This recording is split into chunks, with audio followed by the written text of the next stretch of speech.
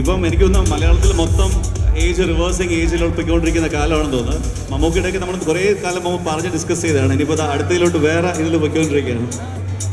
Okay, ആദ്യമേ നിങ്ങൾ രണ്ടുപേരും ഗംഭീരമായിട്ട് ഇവിടെ കാര്യങ്ങൾ ആങ്കർ ചെയ്തുകൊണ്ടിരിക്കുകയാണ്. കൺഗ്രാറ്റ്സ്. എല്ലാവർക്കും എൻ്റെ വിനീതമായ നമസ്കാരം. ഒരു ചിത്രം 125 കോടി കളക്ട് ചെയ്യുക, 100 ദിവസം പിന്നിടുക, അതിൻ്റെ ഭാഗമാകാൻ കഴിയുക, ഇതൊക്കെ ഈശ്വരാനുഗ്രഹമാണ്, പ്രേക്ഷകരുടെ പിന്തുണയാണ്. ഇതിൻ്റെ ഭാഗമാകാൻ കഴിഞ്ഞാൽ എനിക്ക് അതിയായ സന്തോഷമുണ്ട്. ഒരു പാൻ ഇന്ത്യൻ മൂവിയുടെ ഭാഗമാകുക എന്ന് പറയുന്നത് നിസ്സാര കാര്യമല്ല. ഈ ചിത്രം കണ്ടവർ ഇന്ത്യയിലെ എല്ലാ ഭാഗങ്ങളിലും ഉണ്ട്. വേറെ സ്ഥലങ്ങളിൽ സഞ്ചരിക്കുമ്പം അവിടെയുള്ളവർ ഈ ചിത്രത്തിൻ്റെ ഭാഗമായി എന്നെ തിരിച്ചറിയുന്നത് കാണുമ്പോൾ എനിക്ക് അതിയായ സന്തോഷമുണ്ട്, അഭിമാനമുണ്ട്.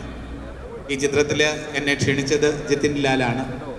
2 വേഷങ്ങൾ അദ്ദേഹത്തിൻ്റെ പരിഗണനയിലുണ്ടായിരുന്നു. രണ്ടിനെയും കുറിച്ച് പറഞ്ഞിട്ട് ഞാൻ ഈ വേഷം കൈകാര്യം ചെയ്താൽ വളരെ നന്നായിരിക്കുമെന്ന് ജതിൻ എന്നോട് പറഞ്ഞു. അത് ശരിയായിരുന്നു എന്ന് ചിത്രം തെളിയിച്ചു. ഈ ചിത്രത്തിൽ ഒരുപാട് മഴ കൊണ്ടിട്ടുണ്ട്, വെയിൽ കൊണ്ടിട്ടുണ്ട്. ടൊവിനോടൊപ്പം റോപ്പിൽ ഇറങ്ങിയിട്ടുണ്ട്.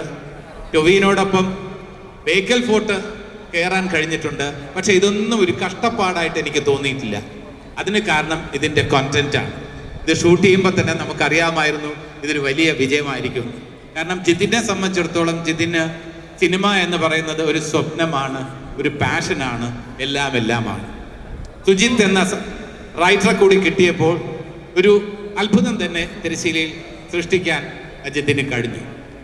ചുവരുണ്ടെങ്കിലല്ലേ ചിത്രം എഴുതാൻ കഴിയൂ. ലിസ്റ്റിൻ സ്റ്റീഫനും UGMലെ ഡോക്ടർ സക്കറിയും കൂടി ഇതിൻ്റെ കൂടെ ചേർന്നപ്പോൾ ഏറ്റവും നല്ലൊരു പ്രോജക്റ്റായി മാറി.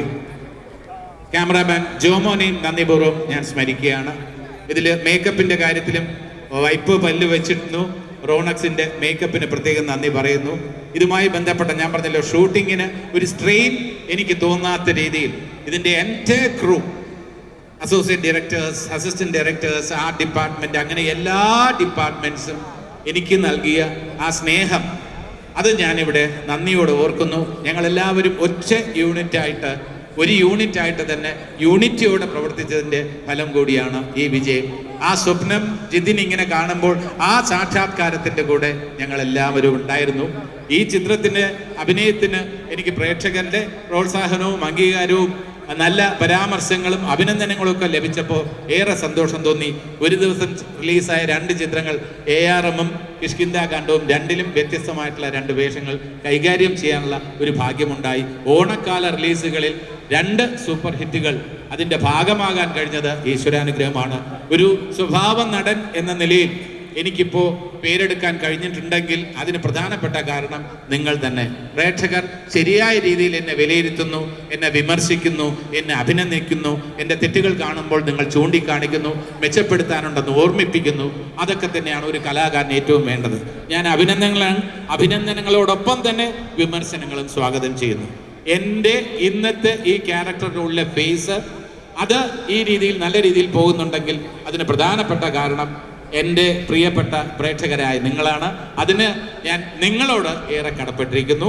അതോടൊപ്പം തന്നെ എൻ്റെ കുടുംബത്തോട് എനിക്ക് പ്രേക്ഷകരെ പോലെ തന്നെ നല്ല പ്രേക്ഷകരായി നിന്ന് വിമർശനങ്ങളും അഭിനന്ദനങ്ങളും കൊണ്ട് എന്നെ നേരായ വഴിയിലേക്ക് നയിക്കുന്ന എൻ്റെ കുട്ടികളോടുള്ള നന്ദിയും ഞാൻ ഈ അവസരത്തിൽ രേഖപ്പെടുത്തുന്നു. Thank you so much. ഏതാനും മെമന്റോസ്